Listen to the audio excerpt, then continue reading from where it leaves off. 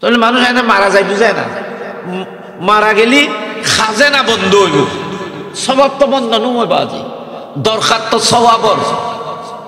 ওই হায়াতের কোনো দাম আছে যে হায়াত পেয়েও যদি স্বভাব অর্জন করা না যায়? ওই হায়াতের কোনো দাম নেই যে হায়াত দ্বারা নেকি অর্জন করা যায় না।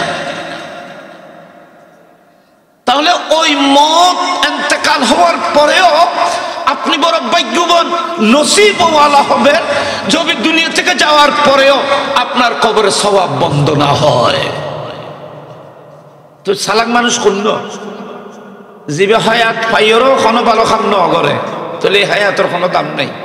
আর গো মানুষ দুনিয়াতে ইন্তেকাল হইয়েরও ভাগ্যবান যিনি ইন্তেকাল করার পরেও তার কবরে সওয়াব পৌঁছতেছে। এবার সালাক নয়।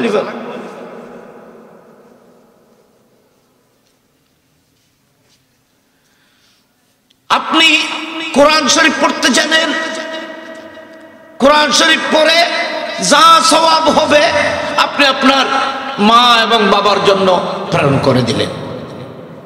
আবার ইমেদের আরেকখান কথা আছে, কোনো ছেলে বা কোনো আত্মীয়, কোনো আপনজন যদি ওনার কোনো মরহুম বা কোনো মুরব্বী, কোনো আপনজন, একজন ইমানদার একজন ইমানদারের জন্য ভাইয়ের মতো, একজন মুমিন একজন মুমিনের কাছে ভাইয়ের মতো। সুবহানাল্লাহ বলেন, একজন মুমিন একজন মুমিনের মতো ভাইয়ের মতো। আমার নবী বলেছেন সমস্ত পৃথিবীর ইমানদাররা একটি বডির মতো, সমস্ত পৃথিবীর ইমানদাররা একটি শরীরের মতো। তাহলে বোঝা যাচ্ছে আপনার ইমানদার ভাই পৃথিবীর যে কোনো প্রান্তে থাকুক না কেন এটা আপনার শরীরের একটি অঙ্গ। ওনার উপরে হামলা হলে আপনি পৃথিবীর অন্যত্র থাকলেও আপনার কলিজা কাঁদতে হবে, আপনি আঘাতপ্রাপ্ত হতে হবে। মুমিন বহুত বড় যে ইমানদার। ওয়া হাদিস শরীফের মধ্যে আছে যে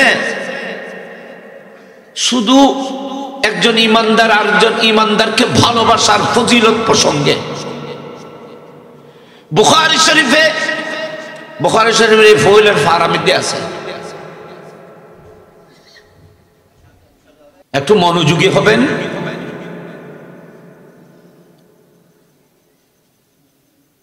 আল্লাহ পাক রব্বুল আলামিন কোরআনে পাকের এই আয়াতটিতে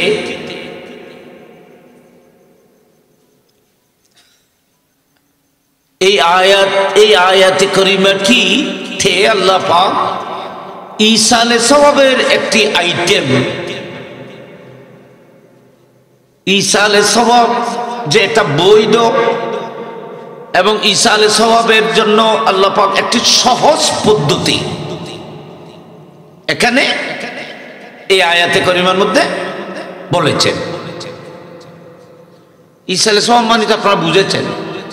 ঈসালে সওয়াব মানে আপনি কোনো কাজ করবেন, ভালো কাজ আপনি করবেন, কাজটি ভালো হতে হবে, নয়তো সওয়াব পাওয়া যাবে না।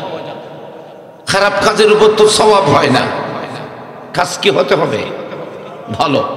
আপনি একটি ভালো কাজ করবেন, ভালো কাজের এই সওয়াব আপনি আপনার কোনো আপনজনের জন্য, কোনো মুমিনের জন্য পাঠিয়ে দেওয়ার নাম ঈসালে সওয়াব।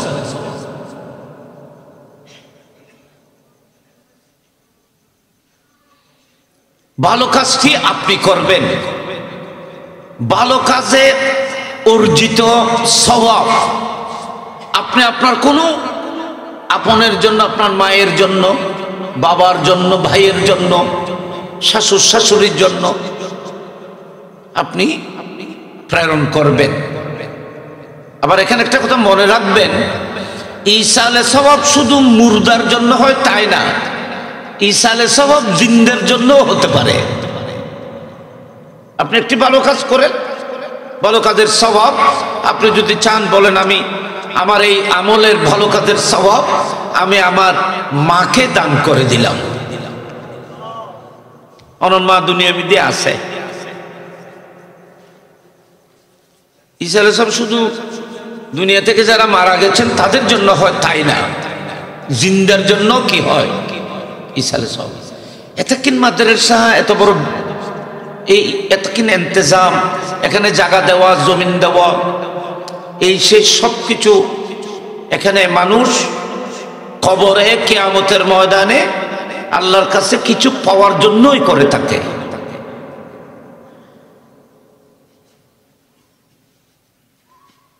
এবং যারা মা এবং বাবার প্রতি শ্রদ্ধাশীল, হয়তো মার কাছে তৌফিক ছিল না, বাবার কাছে সেই তৌফিক ছিল না, আল্লাহ পাক রব্বুল আলামিন যখন কোনো সন্তানকে তৌফিক দেন তখন উনি ঈসা আলাইহিস সালামকে কেন্দ্র করে, ঈসা আলাইহিস সালামের জন্য মা এবং বাবার পক্ষ থেকে কোনো ভালো কাজ করেন। সে ভালো কাজ করার জন্য একটা বড় প্লেস, মসজিদ, মাদ্রাসা, ভালো কাজ, সদকায়ে জারিয়া।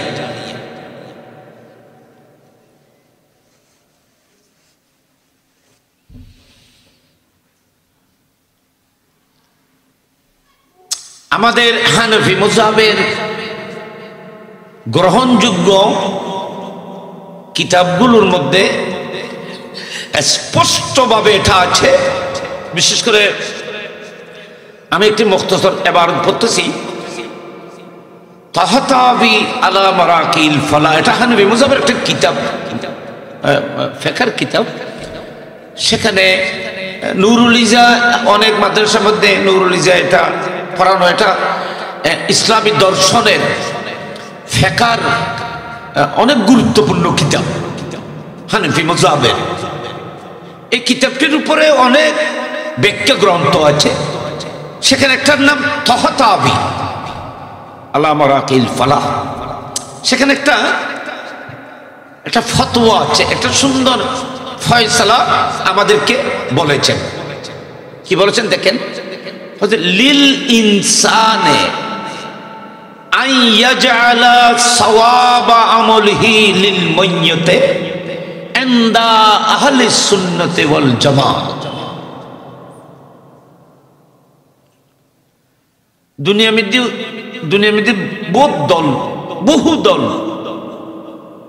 রাসূল পাক সাল্লাল্লাহু আলাইহি ওয়াসাল্লাম ৭৩ দলের কথা তো নবী বলেছেন। এই ৭৩ দলের মধ্যে প্রত্যেকটি এক একটি দলের মধ্যে আরো অনেক অনেক দল হবে, উপদল হবে। রাসূল পাক সাল্লাল্লাহু আলাইহি ওয়াসাল্লাম বলেছেন ৭৩ ফেরকা হবে, দল হবে। তন্মধ্যে প্রকৃত হক দল হবে যার নাম আহলুস সুন্নাত ওয়াল জামাত। আলহামদুলিল্লাহ, খানা বড় করে এখন আলহামদুলিল্লাহ আয়াতকে বিশ্লেষণ নগরীর আহলুস সুন্নাত ওয়াল জামাতে একমাত্র হক দল কিয়ামত পর্যন্ত থাকবে। সেই ফিকহের কিতাবের মধ্যে বলছেন দুনিয়ার মধ্যে অনেক দল আসবে, অনেক দলের মানুষেরা ঈসা আলাইহিস সালাম, ফাতিহা এগুলোকে অনেকে বেদাত বলবে, না জায়েজও বলবে। কিন্তু পৃথিবীর আহলুস সুন্নাত ওয়াল জামাত যারা সুন্নি, প্রকৃত হক দলের আকীদা হলো, এবং এটা বাস্তব এবং সত্য হলো, সঠিক হলো যে একজন ইমানদারের ভালো কাজের আমলের সওয়াব অন্য কোনো মইয়তের জন্য প্রেরণ করতে পারা যাবে। আপনি ভালো কাজ করবেন, আপনার এই ভালো কাজের সওয়াব আপনার যে কোনো মরহুমা, আপনার যে কোনো আত্মীয় স্বজন, আপনার মা বাবা, যে কোনো মানুষের জন্য আপনি আপনার কৃতকর্মের সওয়াব আপনি তাদের জন্য ইসাল করতে পারবেন, পাঠাইতে পারবেন। এটা কোরআন এবং হাদিস সম্মত। তো উনি বলতেন সাদকাতান আও সালাতান আও সাওমান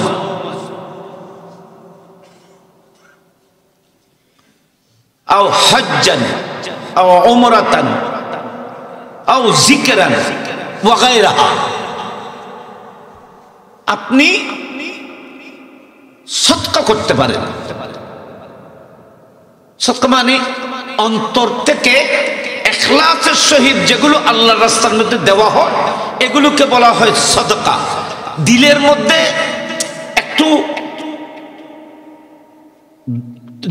একটু দুর্বল, অন্য কোনো নিয়তে, কোনো মকসদে আল্লাহ রাস্তার মধ্যে দিলে এটাকে সদকা বলা হয় না।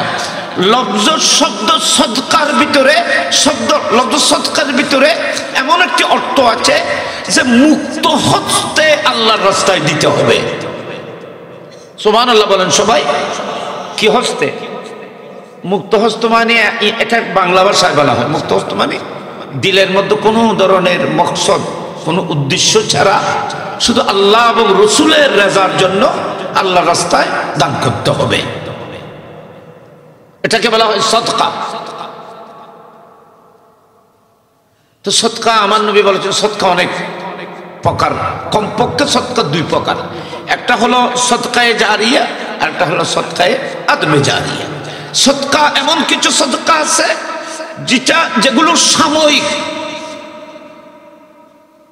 এখন একজন গরিব মানুষকে আপনি কিছু খানার ব্যবস্থা করে দিলেন, সে কে দোয়া করেছে, এটা সদকা, এত দূর শেষ, এটা তো কন্টিনিউস করতেছে না, এটা চলমান না। কিন্তু আপনি এমন একটি সদকা করেছেন যে সদকাটি চলমান। যেমন এই মাদ্রাসার মধ্যে আপনি লেখাপড়ার জন্য আপনার মায়ের পক্ষ থেকে একটি বিল্ডিং করে দিলেন। আপনি মসজিদের মধ্যে ইসালে সওয়াবের জন্য 10 বস্তা সিমেন্ট দিলেন। আপনার নিয়ত হলো এই 10 বস্তা সিমেন্ট আমি আমার মা এবং বাবার ইসালে সওয়াবের জন্য দিচ্ছি। তো যতদিন মসজিদ থাকবে, মসজিদে যতদিন আজান একামত চলবে, আপনার মা এবং বাবার কবরে সেই আজান একামত ইবাদতের সওয়াব পৌঁছতে থাকবে। তাহলে মানুষ এখানে মারা যায়, বুঝে না? মারা গেলি খাজেনা বন্ধ হইব, সওয়াব তো বন্ধ নয় বাজি, দরকার তো সওয়াবর। ওই হায়াতের কোনো দাম আছে যে হায়াত পেয়েও যদি সওয়াব অর্জন করা না যায়? ওই হায়াতের কোনো দাম নেই যে হায়াত দ্বারা নেকি অর্জন করা যায় না।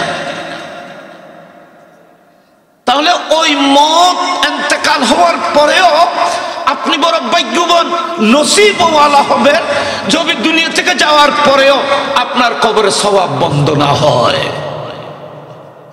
তো সালাক মানুষ করল জীবে হায়াত পাইয়েরও কোনো ভালো কাম ন করে, তাহলে এই হায়াতের কোনো দাম নেই। আর গো মানুষ দুনিয়াতে ইন্তেকাল হইয়েরও ভাগ্যবান যিনি ইন্তেকাল করার পরেও তার কবরে সওয়াব পৌঁছতেছে। এবার সালাক নয়।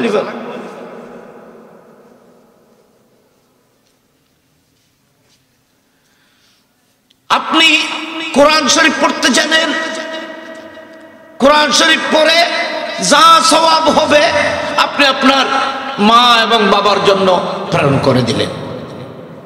আবার এই মেয়েদের একখান কথা আছে, কোন ছেলে বা কোনো আত্মীয়, কোনো আপনজন যদি ওনার কোনো মরহুম বা কোনো মুরব্বী, কোনো আপনজন, একজন ইমানদারের জন্য ভাইয়ের মতো, একজন মুমিন একজন মুমিনের কাছে ভাইয়ের মতো।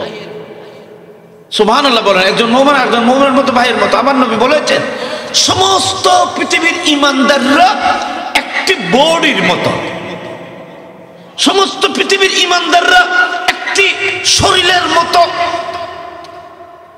তাহলে বোঝা যাচ্ছে আপনার ইমানদার ভাই পৃথিবীর যে কোনো প্রান্তে থাকুক না কেন, এটা আপনার শরীরের একটি অঙ্গ। ওনার উপরে হামলা হলে আপনি পৃথিবীর অন্যত্র থাকলেও আপনার কলিজা কাঁদতে হবে, আপনি আঘাতপ্রাপ্ত হতে হবে। মুমিন বোধ করো যে ইমানদার, হাদিস শরীফের মধ্যে আছে যে শুধু একজন ইমানদার আরেকজন ইমানদারকে ভালোবাসার ফজিলত প্রসঙ্গে বুখারী শরীফের এই ফজিলতের ফারামিতে আছে।